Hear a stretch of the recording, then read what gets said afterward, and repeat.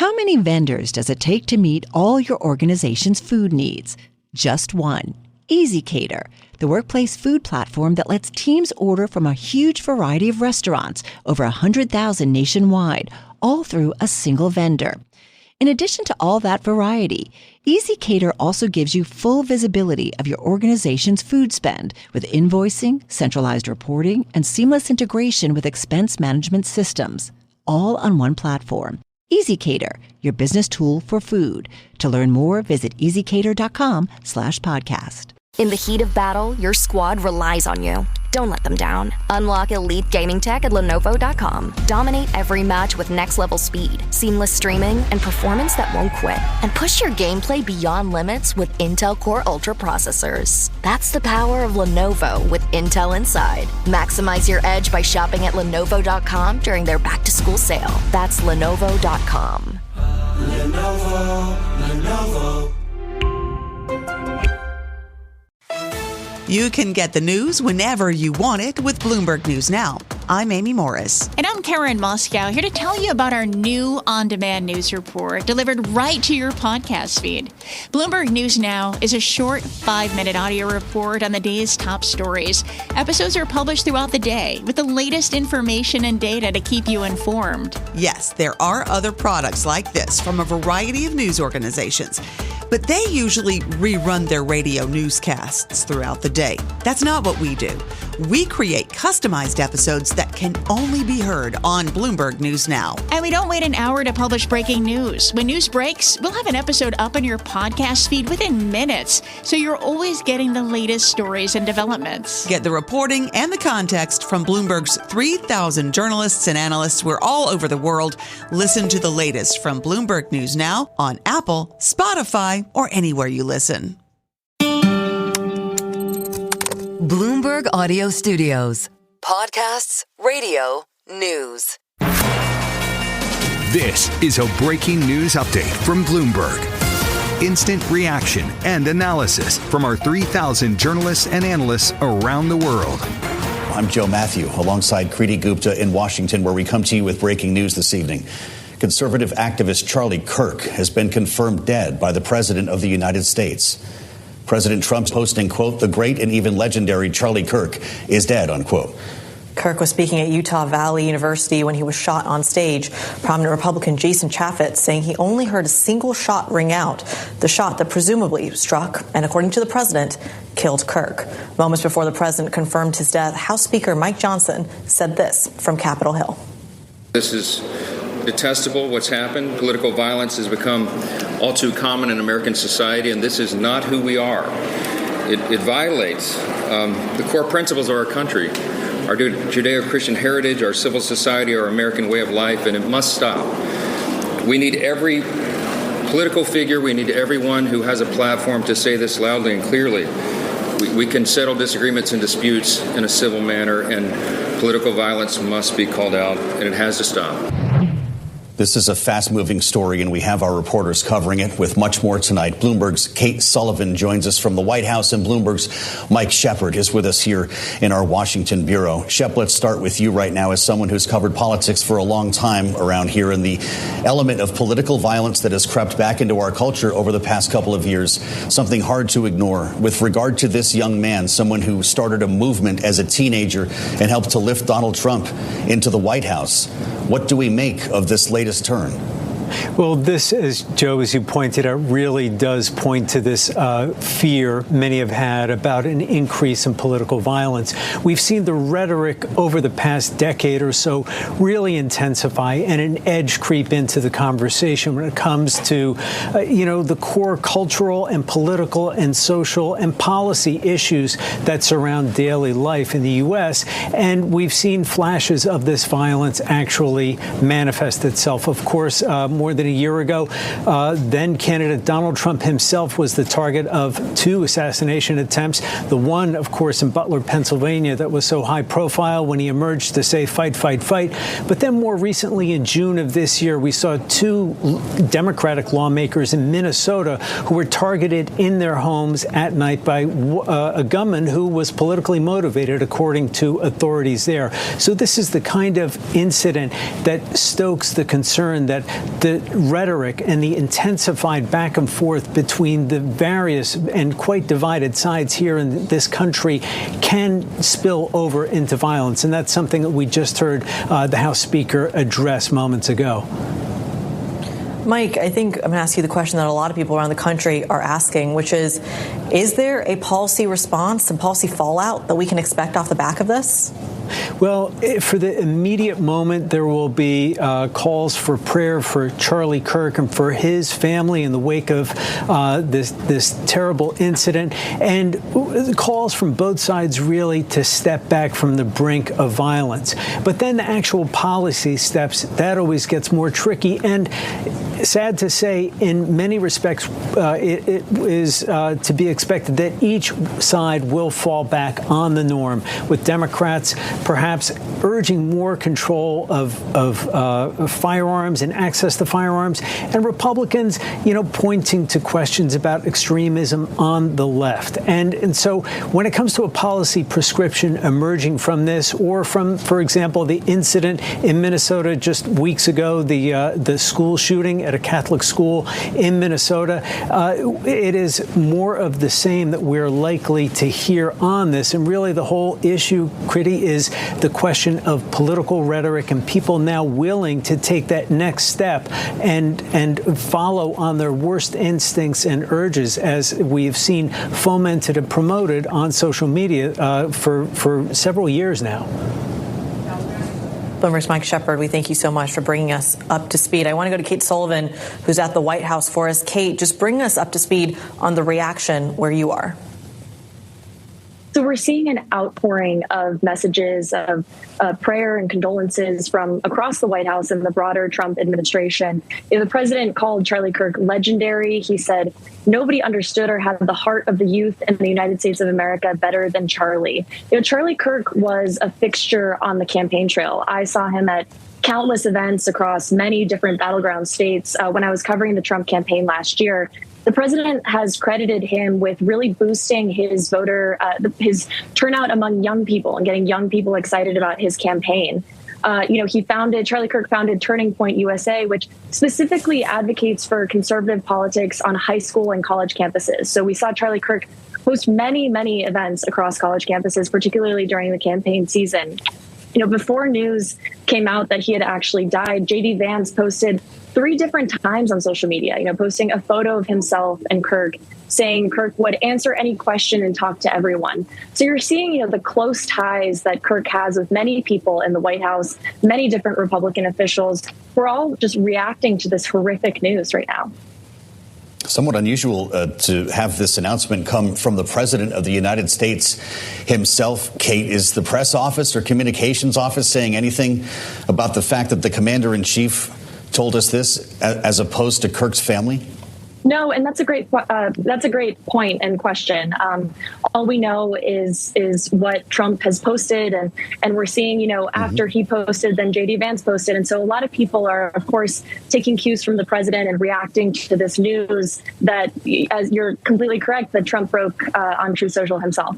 Bloomberg's Kate Sullivan at the White House. Kate, thank you as always. We just heard from the president again on social media. He was typing while we were talking. In honor of Charlie Kirk, he writes, a truly great American patriot. I am ordering all American flags throughout the United States lowered to half-mast until Sunday evening at 6 p.m. Our political panel is with us here in studio. Kristen Hawn, our Democratic strategist, partner at ROKK Solutions, joins us alongside Marua Gillespie, Bluestack Strategies. It's great to see both of you. A Republican strategist. I'll start with you in this case, Marua. Talk to us about the significance of what this means for the Republican movement, if not the MAGA movement, and why the White House is so deeply involved. Why did we learn this from the president? Well, I think it's no surprise the president feels pretty strongly about his loyalists, those who have been his champions. And I think that the biggest takeaway for me is to say that this isn't about being Republican. This isn't about being Democrat. This is about political violence in this country and why it's so prevalent here. That's a problem. And I don't know how we screen for it. I don't know how you can't really necessarily see hate in someone's heart. And so we have a bigger conversation to have here, because this is a man, whether you agreed with him or not, or vehemently disagreed with him, this is a husband, a father, someone's son. And I just think that we have lost sight of really our humanity when it comes to our political discourse in this country, whether it was from Gabby Giffords to Steve Scalise, to what happened in Minnesota, to the president himself, and to watch this now. And for anyone who's been on social media and those videos are playing, whether you wanted to see it or not, it is truly, I mean, I'm sitting here, I'm sure you're all feeling the same, but sick to my stomach about what this means, but also just seeing it. But we have to get a handle on it, and I don't know what that answer is, but it's not Republican or Democrat. It is us as Americans, and we have a problem here. Kristen, just weigh in, your immediate reaction. I mean, this, obviously, I totally agree. This is not a one-party problem or the other, as we've clearly seen throughout the years. And, you know, I was on Capitol Hill working for the Blue Dog Coalition, of which Congresswoman Giffords was a member. And, you know, you're a communications person trying to write statements. I remember just breaking down crying and them trying to gather myself and pull myself together. I think an element, you know, it's hard to figure out exactly how to get at this, but an element is the rhetoric that's coming out of, you know, both sides of the aisle sometimes, and toning that down, treating people like humans, and your leaders. And the president starts with the president of the United States. People listen to what he's saying, and, you know, I mean, and members of Congress and members of the Senate, and having an honest dialogue that's civil with, you know, your next door neighbor, I think, you know, is really important. I don't think that maybe fixes everything, because like you said, you can't see hate in somebody's heart. You can't necessarily tell what they're going to do. But, you know, it can definitely start there. You know, Maura reminds us of the Steve Scalise shooting that was years ago.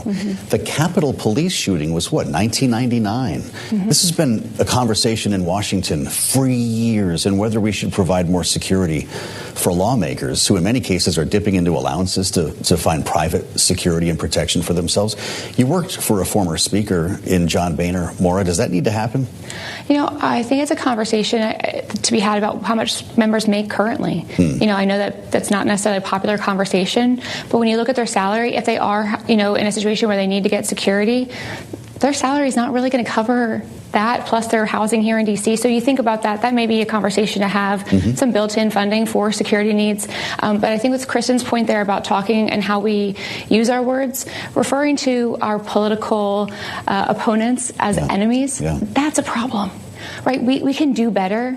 And I think that for every member of Congress, anyone who's running for office, and anyone who sits, you know, talking on politics on TV should try and do better and make a promise to try and do that, because I think that our words have impact, and how we talk to one another as a Republican talking to a Democrat and be on a panel together. That makes I do think that people at home watch that, and how we handle our discourse here really could make an impact at home. Well, and as far as the security needs go, I mean, just look at the members of the January 6th committee. They started getting, they didn't have Secret Service or Capitol Police security 24/7 until they all started getting death threats, a lot of them on both sides of the aisle, and people were going to their houses at home when they were here in Washington, D.C., and going to their kids' schools. And so, you know, we afforded them the protection of the Capitol Police, who do such a wonderful job at protecting our officials.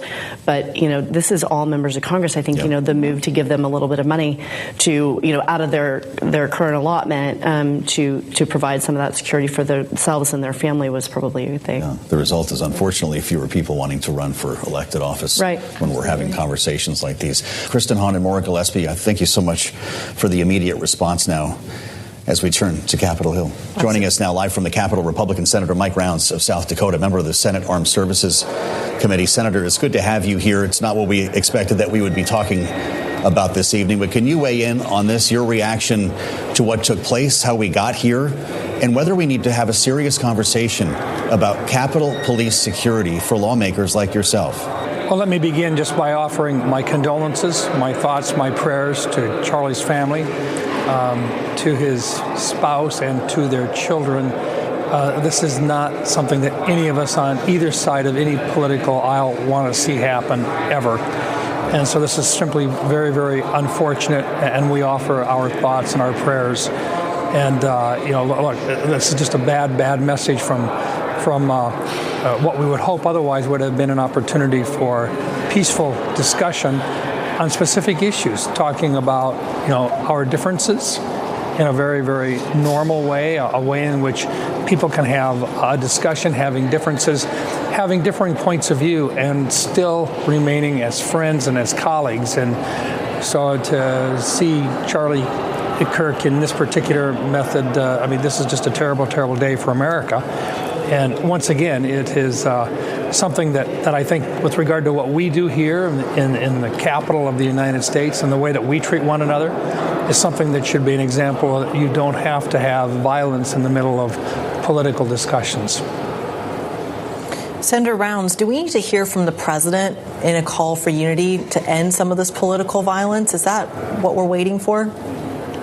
I think the first thing that the president did was to offer his thoughts, his prayers, his condolences to Charlie's family. I think that's, the first thing that we all want to do. And then along with that, it is an opportunity for us to once again tell the rest of America and the rest of the world that we can have differing points of view and not be violent about it. And so anything that any of us can do to offer as an example the way that we should treat one another with respect, that's a positive thing. I think that's what Charlie Kirk would have wanted to have had happen. And most certainly that's something that I think we should continue to carry on, which is peacefully discuss, have your differing points of view, argue it, debate it.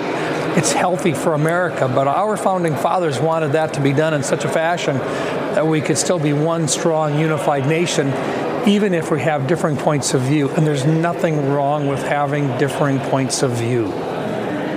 Well, I appreciate your point of view on that, Senator. We were looking at some polling from Ipsos from back in July that asked voters about political extremism and threats to our democracy. This poll with Reuters showed 27% of Americans ranked political extremism as the most important problem facing the U.S. How about you? I can just tell you from personal experience here in Washington, we work across some of the most polarized areas in terms of ideas and ideologies. But if you talk to members of the Senate, Republican and Democrat alike, we get along with one another. We have visits with one another. We go to lunch together. We have a prayer breakfast together. We have Bible studies together. We are not enemies. We may have different points of view, but that doesn't get across very often. And so the example that we should be able to offer is one of unity in terms of making America better than what it is today. Our founding fathers said that they wanted to create a more perfect union. They didn't say our union was perfect to begin with. They wanted it more perfect. Well, that's what we should be focused on here. And sometimes in the middle of our strong emotions here, we forget to finish with that particular part of the message, which is regardless of our points of view, we're Americans first. And we treat each other with respect and with dignity. And here in the Capitol, in the offices that we have, I can tell you personally and that behind closed doors, Republicans and Democrats alike get along. We respect one another. We consider each other as colleagues and friends. And we would hope that across America, whether it's a coffee clutch or whether it's a political meeting, a city council meeting, or a state legislative body, that we remember that we are all Americans and that we have a whole lot more in common than we'll ever disagree on. Senator, it's great to have you, and I appreciate your candor in talking about this very sensitive issue, because I've been in that rotunda and I have seen Republican members like yourself get along quite well with Democrats, and I wish more people saw that side of the Capitol. Mike Rounds of South Dakota, thank you for being with us. How many vendors does it take to meet all your organization's food needs? Just one. EasyCater, the workplace food platform that lets teams order from a huge variety of restaurants, over 100,000 nationwide, all through a single vendor. In addition to all that variety, EasyCater also gives you full visibility of your organization's food spend with invoicing, centralized reporting, and seamless integration with expense management systems, all on one platform. EasyCater, your business tool for food. To learn more, visit easycater.com/podcast.